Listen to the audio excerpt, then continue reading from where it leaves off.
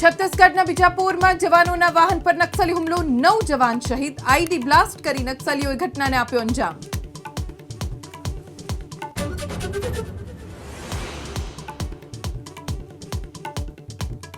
કારોબારી સપ્તાહના પ્રથમ દિવસે ભારતીય શેર બજારમાં કડાકો, નિફ્ટીમાં 350 અને સેન્સેક્સમાં 1200 પોઈન્ટથી વધુનો ઘટાડો।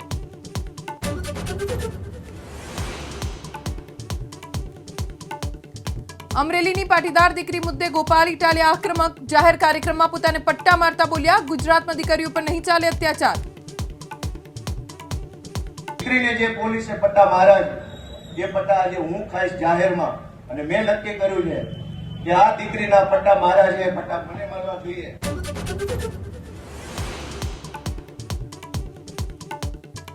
ડુંગળીની હરાજી મુદ્દે ભાવનગર માર્કેટ યાર્ડમાં ખેડૂતોનો ફરી હોબાળો, હંગામી નહીં મુખ્ય માર્કેટ યાર્ડમાં જ હરાજી, ખેડૂતોની માંગ।